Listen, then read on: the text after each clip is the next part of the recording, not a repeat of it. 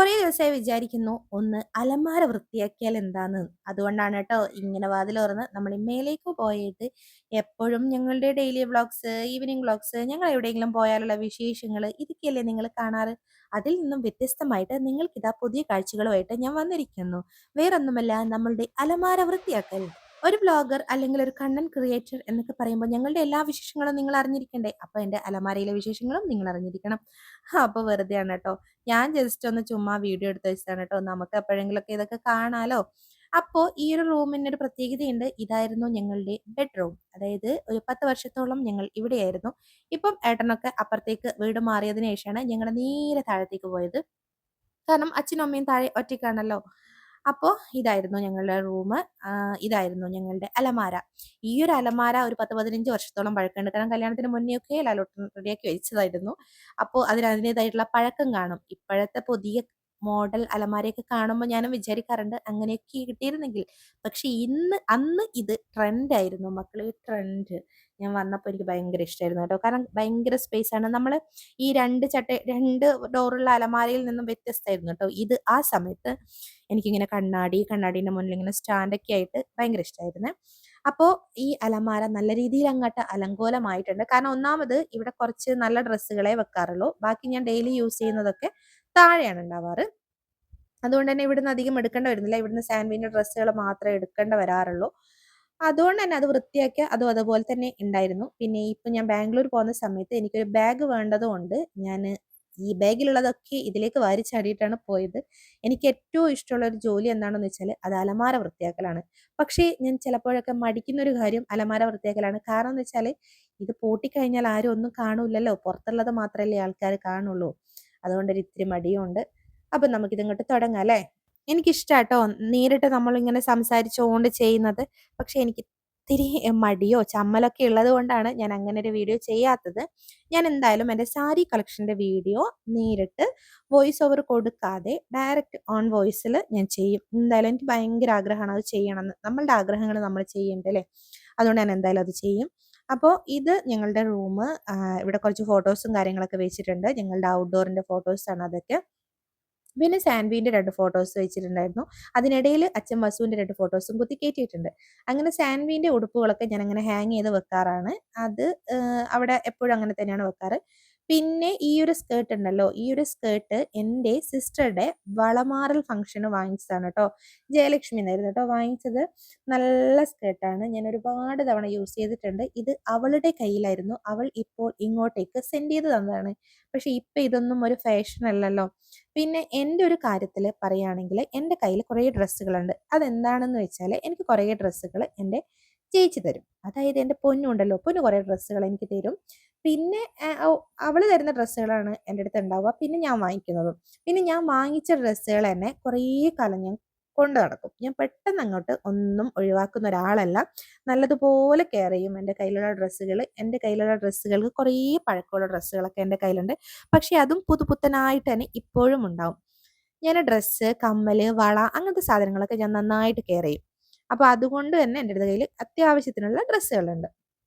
പിന്നെയുള്ളത് ഈ ഒരു ഭാഗമാണ്. ഈ ഒരു ഭാഗമാണ് നല്ല രീതിയിൽ അലങ്കോലമായിട്ടുള്ളത്. കാരണം ഇവിടത്തേക്കാണ് ഞാൻ ആ ബാഗിലുള്ള സാധനങ്ങൾ മൊത്തം ഷിഫ്റ്റ് ചെയ്തിട്ടുണ്ടായിരുന്നത്. അന്ന് ആ തിരക്കിൽ ഞാനിങ്ങനെ വാരി വലിച്ചിട്ടു എന്നുള്ളതാണ്. പക്ഷെ വാരി വലിച്ചിട്ട സ്ഥലത്ത് തന്നെ പിന്നെയും എന്തൊക്കെയോ വലിച്ചിട്ടു. അതാണ് ഇങ്ങനെ അലങ്കോലമായിട്ടുള്ളത്. സാൻവിന്റെ ഉടുപ്പ് ഒരു 3-4 എണ്ണേ ഉള്ളൂ കേട്ടോ. കാരണം സാൻവിക്കൊക്കെ നമ്മളിപ്പോൾ എന്തെങ്കിലും ഒരു ഫംഗ്ഷൻ വരുമ്പോൾ കാണുമ്പോൾ നല്ല ഉടുപ്പല്ലേ എന്ന് ചോദിച്ചിട്ട് വാങ്ങിക്കും. പക്ഷെ പിന്നീട് ഇപ്പോഴത്തെ കുട്ടികളെന്ന് വെച്ചാൽ അയ്യോ കുത്തുന്നു, ചവിട്ടുന്നു, അവിടെ ഇതാവുന്നു, ഇവിടെ ഇതാവുന്നു എന്ന് പറഞ്ഞിട്ട് ഉടുപ്പ് യൂസ് ചെയ്യുന്നത് കുറവാണ് കേട്ടോ. അതുകൊണ്ട് തന്നെ ഇപ്പോൾ ഉടുപ്പ് വാങ്ങിക്കലും കുറവാണ്. കാരണം ഇപ്പോഴത്തെ പിള്ളേരൊക്കെ ജീൻസ് ടോപ്പിലേക്ക് മാറിയിട്ടുണ്ട്. അതുകൊണ്ട് തന്നെ സെൻവിന്റെ കയ്യിലും അങ്ങനത്തെ ഡ്രസ്സുകളാണ്. പിന്നെ നമ്മളുടെ കയ്യിലുള്ള ഡ്രസ്സുകളൊന്നും വലിയ വില പിടിച്ച ഡ്രസ്സുകളൊന്നുമില്ല കേട്ടോ. എനിക്ക് തോന്നുന്നത് പുടവൊക്കെ കഴിഞ്ഞ് കഴിഞ്ഞാൽ എൻ്റെ കയ്യിൽ അധികം വലിയ റേറ്റിൻ്റെ ഡ്രസ്സുകൾ ഇല്ല. ഒരു നോർമൽ റേറ്റിൻ്റെ ഡ്രസ്സുകളാണ്. കാരണം ഒരു 1000 രൂപയ്ക്ക് 4 ഡ്രസ്സ് കിട്ടുമെങ്കിൽ ഞാൻ അതായിരിക്കും കൂടുതൽ യൂസ് ചെയ്യുക. കാരണം 4 എണ്ണം ആയല്ലോ, അങ്ങനെയുള്ളൊരു ചിന്താഗതിയുള്ള ഒരാളാണ് കേട്ടോ ഞാൻ. കുറേ എടുക്കണം ചെറിയ റേറ്റിന്, അങ്ങനത്തെയാണ് കേട്ടോ. എന്നിട്ട് ഞാൻ എടുത്തു കഴിഞ്ഞാൽ എപ്പോഴും ലാലോടനോട് ചോദിക്കുന്ന ഒരു ചോദ്യമാണ്, നല്ല ലാഭം ഉണ്ടല്ലേ. ലാലോടൻ എന്നോട് പറയും എനിക്കത് ചോദിച്ചില്ലെങ്കിൽ ഒരു സമാധാനം ഉണ്ടാവില്ല എന്നുള്ളത്. കാരണം എൻ്റെ വിചാരം അത് ഭയങ്കര ലാഭമാണെന്നാണ്. അങ്ങനെ ഞാൻ ഇവിടെ എൻ്റെ അണ്ടർ സ്കേർട്ടുകളൊക്കെ വെച്ചു. പിന്നെയുള്ളത് എൻ്റെ ബ്ലൗസുകളാണ്. ഈ ബ്ലൗസൊക്കെ കാണുമ്പോൾ എനിക്ക് ചിരി വരുന്നത് കേട്ടോ. കാരണം ഇതൊക്കെ എൻ്റെ കല്യാണത്തിൻ്റെ സമയത്തുള്ള ബ്ലൗസുകളാണ്. ഒന്നും ഞാൻ ഒഴിവാക്കിയിട്ടില്ല. എൻ്റെ കല്യാണത്തിന് അന്നേ സമയത്ത് മുതലുള്ള എല്ലാ ഡ്രസ്സുകളും എൻ്റെ കയ്യിലുണ്ട്. ഈ ഫംഗ്ഷൻ വെയറുകളൊക്കെ ഞാൻ ആർക്കൊക്കെ കൊടുത്തിട്ടുണ്ട്. സാരിയും ബ്ലൗസുകളൊക്കെ എൻ്റെ കയ്യിലുണ്ട് കേട്ടോ. അപ്പോൾ ഒരു ഭാഗത്ത് അന്നത്തെ ബ്ലൗസുകൾ, ഒരു ഭാഗത്ത് ഇന്നത്തെ ബ്ലൗസുകൾ, അതൊക്കെയാണ് കേട്ടോ പഠിക്കി വെക്കുന്നത്. ഇത് ഞാൻ ആദ്യമായിട്ട് വാങ്ങിച്ചിട്ടുള്ള ഒരു റെഡിമെയ്ഡ് ബ്ലൗസാണ്.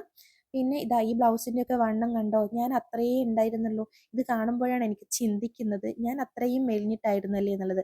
ആ ഒരു കാലഘട്ടത്തിലേക്ക് ഞാൻ പോവാന്നുള്ളത് എനിക്ക് സങ്കല്പിക്കാൻ പറ്റാത്തൊരു കാര്യമാണ്. കാരണം ഞാൻ പട്ടിണി കിടന്നാൽ പോലും ഞാൻ അത്രയും ആവില്ല. ഈ ഒരു ബ്ലൗസ് എൻ്റെ സാൻവി കുട്ടീൻ്റെ പാല് കൊടുക്കലിനുള്ളതാണ് കേട്ടോ. അന്നത് ഭയങ്കര ഫാഷനായിരുന്നു. കൈയിൻ്റെ മുകളിൽ വാൽക്കണ്ണാടി ഇട്ട ബ്ലൗസ്, വാവ്, ഇന്നിപ്പോൾ ആരും ഇടുന്നില്ല ഗൈസ്. പക്ഷെ അതങ്ങനെ തന്നെ ഞാൻ എടുത്തു വെച്ചിട്ടുണ്ട്. ഞാൻ പറഞ്ഞില്ല, ഒരു ഭാഗത്ത് ഞാൻ ഇന്നത്തേക്ക് യൂസ് ചെയ്യാൻ പറ്റുന്നത്, ഒരു ഭാഗത്ത് ഞാൻ അന്ന് യൂസ് ചെയ്ത ബ്ലൗസുകൾ അങ്ങനെ എടുത്തു വെച്ചു. പിന്നെ ഓരോ ബ്ലൗസ് കാണുമ്പോൾ എനിക്ക് ചിരി വരുന്നുണ്ട്. കാരണം എൻ്റെ ഫാഷൻ, എൻ്റെ മൈൻഡിൽ വന്നിട്ടുള്ള ഓരോ ഫാഷൻ കാരണം ഉണ്ടാക്കി വെച്ചിട്ടുള്ള ബ്ലൗസുകളാണ് ഇതൊക്കെ. ഈ ഒരു ബ്ലൗസാണ് എനിക്ക് ഭയങ്കര കോമഡി ആയിട്ട് തോന്നുന്നത്. ഞാൻ ഇതുവരെ ഇട്ടിട്ടില്ല. അന്നത്തെ എൻ്റെ ഫാഷൻ, ഞാൻ വിചാരിച്ചത് ഏതോ ഫാഷൻ ഡിസൈനറാണ് ഞാനെന്നാണ്. കാരണം ഞാനൊരു ഒരു നെറ്റ് പോലത്തെ ഒരു തുണി, ഉള്ളിൽ വേറൊരു കളർ ലൈനിങ്, അങ്ങനെയൊക്കെ വെച്ചിട്ട് അടിച്ചിട്ടുള്ള ഒരു ബ്ലൗസാണ് കേട്ടോ ഇത്. ഇത് കാണുമ്പോൾ എനിക്ക് ശരിക്കും നമ്മുടെ പഞ്ചാബി ഹൗസിലുള്ള ഹരിശ്രീ അശോകനെയും കൊച്ചിൻ അനീഫിനെയൊക്കെയാണ് കേട്ടോ ഓർമ്മ വരുന്നത്. അങ്ങനത്തെ ഒരു മോഡലിലാണ് ഞാൻ ഈ ബ്ലൗസ് അടിച്ചു വെച്ചത്. ഏതൊരു തലയിലാണാവോ എനിക്ക് അങ്ങനെ പോയത് എന്നാണ് ഞാൻ വിചാരിക്കുന്നത്. ഞാൻ ഇട്ടിട്ടില്ല. പിന്നെ ഇപ്പുറത്തെ സൈഡിൽ കുറച്ച് ബെഡ്ഷീറ്റ് വെച്ചു.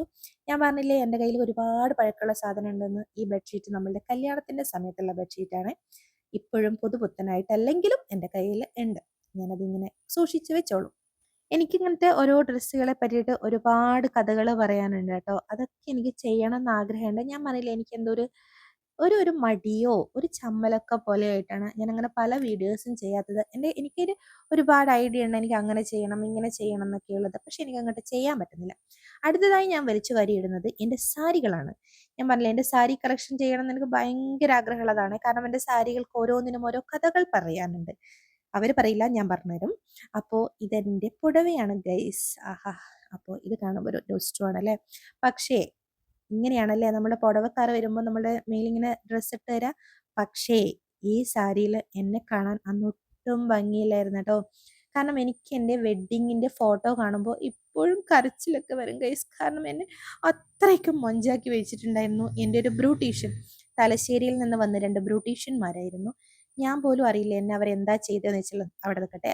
ഈ ഈ ഒരു സാരിക്കുണ്ടല്ലോ, ഈ ഒരു സാരിയും സ്പെഷ്യലാണ് കേട്ടോ. ഓരോ സാരിയും സ്പെഷ്യലാണ്. ഈ ഒരു സാരി നമുക്ക് സമ്മാനിച്ച ആൾ ഇന്നിപ്പോൾ ജീവനോടെ ഇല്ല. ലാലോട്ടിൻ്റെ ഹൈക്കോണിലെ MD തന്നിട്ടുള്ള ഒരു സാരി ആയിരുന്നു കേട്ടോ അത്. അവരിവിടെ എന്നെ കാണാൻ വന്നിട്ടുണ്ടായിരുന്നു കല്യാണത്തിന് ശേഷം. അപ്പോൾ അവരും വൈഫും വന്നപ്പോൾ എനിക്ക് ലുലു ഫാഷൻ സ്റ്റോറിൽ നിന്ന് സാരി വാങ്ങിച്ചു കൊണ്ട് തന്നാണ്. നല്ല റേറ്റുള്ള സാരിയാണ്, നല്ല അടിപൊളി സാരിയാണ് കേട്ടോ. ഞാൻ ഒരുപാട് തവണ ഇട്ടിട്ടുണ്ട്. അപ്പോൾ അതങ്ങനെ. അപ്പോൾ പുടവ കാര്യത്തിലേക്ക് വരാം. ഈ കല്യാണത്തിൻ്റെ അന്ന് എന്നെ ഇവർ ഒരുക്കി വെച്ചതൊന്നും പറയണ്ടായിരുന്നു. എൻ്റെ കല്യാണത്തിന് വന്നവർക്കൊക്കെ അറിയാം ഞാൻ ഏത് കോലത്തിലാണുള്ളത്.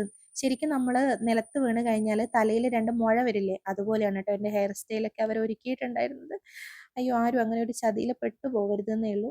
നല്ല ക്യാഷും കൊടുത്തിട്ട് നല്ല പണി കിട്ടിയിട്ടുള്ള ഒരാളാണ് കേട്ടോ ഞാൻ. പിന്നെ ഞാൻ ഈ പറഞ്ഞതുപോലെ തന്നെ പഴയ സാധനങ്ങൾ കൊണ്ട് നടക്കുന്ന ആളാന്ന് പറഞ്ഞിട്ടില്ലേ, ആ കൊണ്ടുവച്ചത് എന്താണെന്ന് അറിയാമോ? വസുവിൻ്റെയും സാൻവിൻ്റെയും ഒക്കെ ഡ്രൈ ഷീറ്റ്, അവരെ പുതപ്പിച്ച പുതപ്പുകൾ, അതൊക്കെ ശരിക്കും ഒഴിവാക്കേണ്ട സമയമായി. പക്ഷെ എൻ്റെ ഒരു നൊസ്റ്റൂന് ഞാൻ അതൊക്കെ ഇവിടെ വെച്ചാണ്. ഇത് വേറൊരു നൊസ്റ്റു. ഇതെന്താണെന്ന് വെച്ചാൽ കല്യാണം കഴിഞ്ഞ ഉടനെ ലാലോട്ടം വാങ്ങിച്ചത് ഒരു സ്കേർട്ടാണ് കേട്ടോ. ഇത് നമ്മളുടെ ഹണിമൂൺ ആ സമയത്ത് പോകുന്ന സമയത്ത് ഫോട്ടോഷൂട്ടൊക്കെ എടുക്കുന്ന സമയത്ത് ഇട്ടതാണ്. ഇതെൻ്റെ ഫസ്റ്റ് വെഡ്ഡിങ് ആനിവേഴ്സറിക്ക് അങ്ങന്ന് അമ്മയും അച്ഛനും വാങ്ങിച്ചു തന്നിട്ടുള്ള ഒരു സ്കേർട്ടാണ്. ഞാൻ ടോപ്പൊക്കെ ഞാൻ ആർക്കോ കൊടുത്തിട്ടുണ്ടാവും. ഇതൊക്കെ എൻ്റെ കയ്യിൽ ഇപ്പോഴും ഉണ്ട്. അപ്പോൾ ഏകദേശം ഒരു ധാരണയിലെത്തിയിട്ടുണ്ട് ഞാനും ഈ അലമാരിയായിട്ട്. നിങ്ങൾ പറ, കാണാൻ വൃത്തിയായിട്ടുണ്ടോ എന്നുള്ളത്. ചില്ലറ സമയത്തെ പണിയൊന്നുമല്ല മക്കളെ, നല്ല പൊരിഞ്ഞ സമയത്തിട്ടുള്ള പണിയാണ്. പിന്നെ അടുത്ത ഞാൻ വെക്കുന്നത് നമ്മളുടെ നല്ല ഡ്രസ്സുകളുണ്ടല്ലോ, അതായത് ഈ ഫംഗ്ഷനൊക്കെ ഇട്ടിട്ടുള്ള ഡ്രസ്സുകൾ, അതൊക്കെ ഞാൻ ഈ ബാഗിലാണ് വെക്കുക. കാരണം അതൊന്നും നമ്മൾ അലമാരയിൽ മടക്കി വെച്ച് കഴിഞ്ഞാൽ ഒരു വൃത്തി ഉണ്ടാവില്ല. അപ്പോൾ ഇതിൽ വെച്ച് കഴിഞ്ഞാൽ പൊടി പിടിക്കത്തൂല. ഈ ഒരു ബാഗ് എനിക്ക് ബാംഗ്ലൂർ പോകുമ്പോൾ പണി തന്നതാണ്. അതിപ്പോഴും അങ്ങനെ തന്നെ പണിഞ്ഞിട്ടാണുള്ളത്. അപ്പോൾ എല്ലാം കൂടെ അലങ്കോലമായിട്ടാണുള്ളത്. ഇതൊരു സമയം എടുക്കണം വൃത്തിയാക്കി എടുക്കാൻ വേണ്ടിയിട്ട്. എന്തായാലും അലമാര വൃത്തിയായിട്ടുണ്ട്. ഇതൊക്കെ കണ്ടു കഴിയുമ്പോൾ ഒരു സമാധാനമാണ്. പിന്നെ താഴത്തെ സെക്ഷനിൽ വെച്ചത് ഞാൻ വേണ്ടാത്ത നമുക്ക് അത്യാവശ്യം വേണ്ടാത്ത സാധനങ്ങളും പിന്നെ കുറേ ഡ്രസ്സിൻ്റെ കബോർഡ് നമ്മളെ പാക്കുകൾ ഉണ്ടല്ലോ അത് സാൻവിക്കൊക്കെ എന്തെങ്കിലും വേണമെന്ന് വിചാരിച്ചിട്ടാണ്. രാവിലെ തുടങ്ങിയ പണി രാത്രി ആയിട്ടുണ്ട് കേട്ടോ. അപ്പോൾ ശരി, ബായ്.